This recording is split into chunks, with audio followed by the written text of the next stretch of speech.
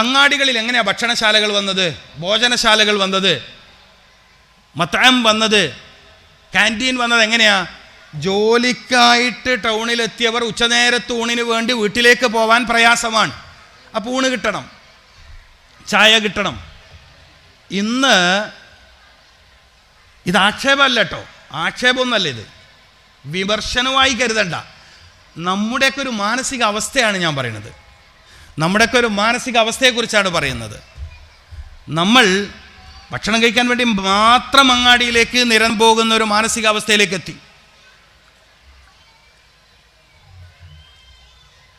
എന്താ സംഭവിച്ചത്? എന്താണ് നമുക്കിടയിൽ സംഭവിച്ചത്? ഒന്ന് പഠിക്കണ്ടേ? ലക്ഷക്കണക്കിന് രൂപ ചെലവഴിച്ചിട്ടും ഒരു മനുഷ്യനെ തിരിച്ചു കൊണ്ടുവരാൻ കഴിയുന്നില്ല എന്ന് ഉറപ്പുള്ള ഒരു കാലമല്ലേ? ഇപ്പോൾ ഒരു ചെറുതല്ലേ? മരുന്ന് ശരീരത്തിൽ ഫലം ചെയ്യുന്നതിന് തടസ്സം എന്താണെന്നറിയോ? ശരീരത്തിൽ ഓൾറെഡി നിറഞ്ഞു നിൽക്കുന്ന വിഷമാണ്, ടോക്സിനുകളാണ്. ഈ അടുത്ത് ആരോഗ്യരംഗത്തെ വിദഗ്ധന്മാരുടെ പഠനത്തിൽ പ്രധാനമായും രോഗത്തിൻ്റെ 2 കാരണങ്ങൾ പറയുണ്ടായി. പ്രധാനമായും മനുഷ്യൻ രോഗിയാവുന്നത് 2 വഴിയിലൂടെയാണ് എന്ന് ചർച്ച ചെയ്യുണ്ടായി. അതിലൊന്ന് പറഞ്ഞത്, മനുഷ്യൻ്റെ ശരീരം നിരന്തരം സ്വീകരിക്കേണ്ടി വരുന്ന ടോക്സിനുകൾ, വിഷങ്ങൾ. അതായത് വായുവിൽ വിഷമുണ്ട്, വെള്ളത്തിൽ വിഷമുണ്ട്, ഭക്ഷണത്തിൽ വിഷമുണ്ട്, മായമുണ്ട്. വില കൂടിയ മരുന്നാണ് കഴിക്കുന്നത്. പക്ഷെ ഉച്ചക്കേത്ത ഊണിൽ എന്തെല്ലാം വിഷങ്ങൾ! ആളുകൾ വിചാരിക്കണം പച്ചക്കറി ആണെങ്കിൽ എല്ലാം നന്നായി എന്നാണ്. ഈ പച്ചക്കറി എവിടെ നിന്ന് വരുന്നതാ? നിങ്ങളൊന്ന് ആലോചിച്ച് നോക്കി. ഒരു ധൈര്യത്തിൽ പച്ചക്കറി കഴിക്കാമെന്ന് വെച്ചാൽ പറ്റുമോ? എൻ്റെ ഒരു അഭിപ്രായത്തിൽ ആകെ ധൈര്യത്തിൽ കഴിക്കാൻ പറ്റുന്നത് ആളുകളൊന്നും എത്തിപ്പെടാത്ത പുഴയിൽ നിന്ന് കിട്ടുന്ന മത്സ്യവും നല്ല പോത്തിറച്ചിയും. ബാക്കിൻ്റെ കാര്യത്തിലൊന്നും പറയാൻ കഴിയില്ല. നിങ്ങൾ ആലോചിച്ച് നോക്കി. രോഗമാണ് എന്ന് പറഞ്ഞിട്ട് നിങ്ങൾ ശ്രദ്ധിക്കുന്നില്ലേ? രോഗമാണ് എന്ന് പറഞ്ഞിട്ട് ഇന്ന് ധൈര്യത്തിൽ പച്ചക്കറി കഴിക്കാൻ പറ്റുമോ? അവനവൻ്റെ പറമ്പിലുണ്ടായ വല്ലതും ഉണ്ടെങ്കിൽ ഒരു പക്ഷേ ഓക്കെയാണ്.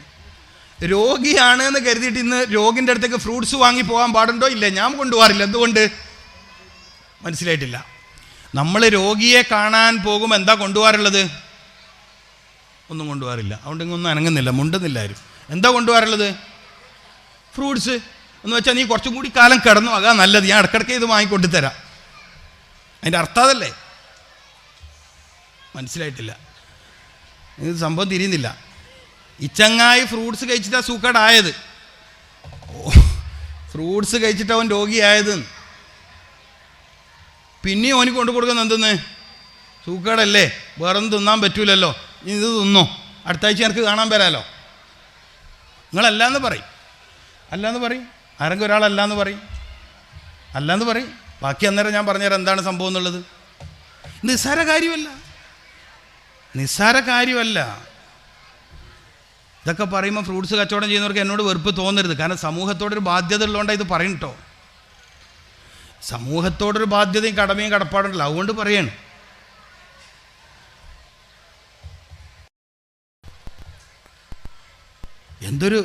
നമ്മളത് ആലോചിച്ചേ, നമ്മൾ ആരോടെങ്കിലും തെറ്റി, നമ്മളെന്തൊരു ദുരിതകാലത്താണ് ജീവിക്കുന്നത്.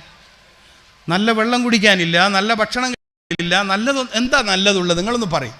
ഇവരൊക്കെ ഈ മുമ്പിലിരിക്കുന്നവരൊക്കെ എന്തുമാത്രം ഭാഗ്യം ചെയ്തവരാണ്. ഒരു 10-50 കൊല്ലം എത്ര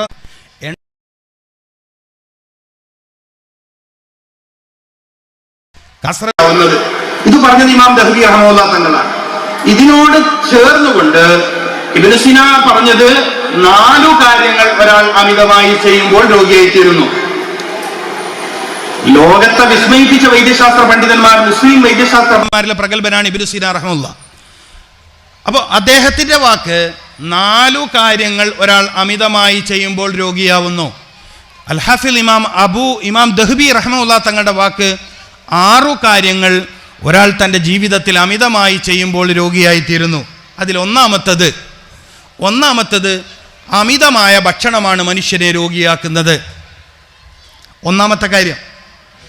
ഈ സദസ്സിലെ നമ്മളെല്ലാവരും മനസ്സിലാക്കേണ്ട ഒരു കാര്യം, നിങ്ങൾ രോഗിയായി തുടങ്ങുന്നത് വയറ് നിറച്ച് ഭക്ഷണം കഴിക്കുന്ന കാലം മുതലാണ്. നിങ്ങൾക്ക് ഭക്ഷണം കഴിച്ചാൽ വയറ് നിറയാറുണ്ടെങ്കിൽ നിങ്ങൾ രോഗിയാവും.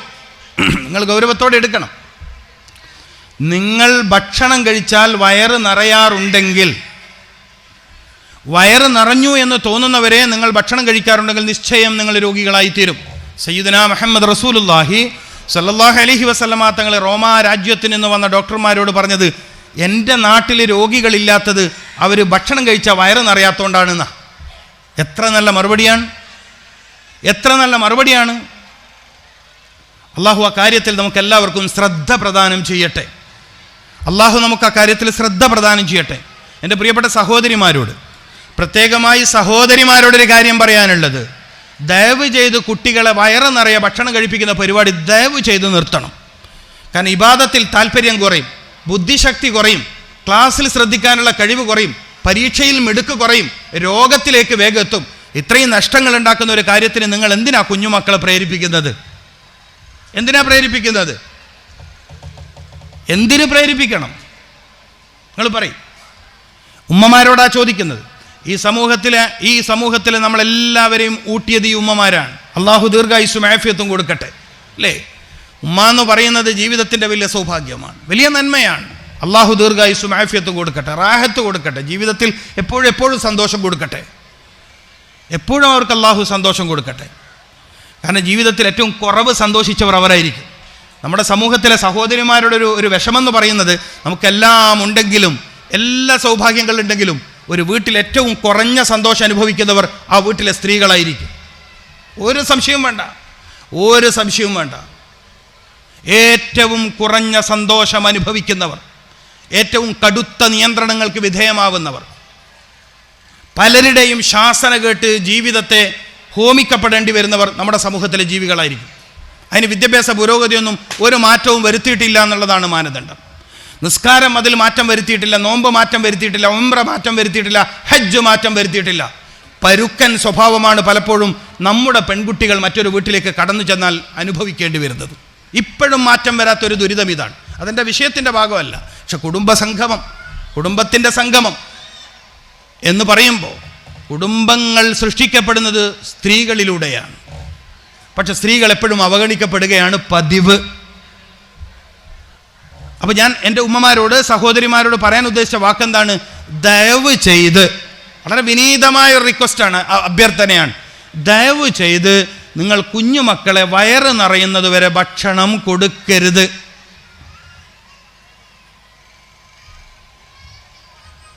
വല്യമ്മമാർ വരെ ആ കുട്ടിയുടെ വയറ് നോക്കി ഒട്ടി നിൽക്കണ്.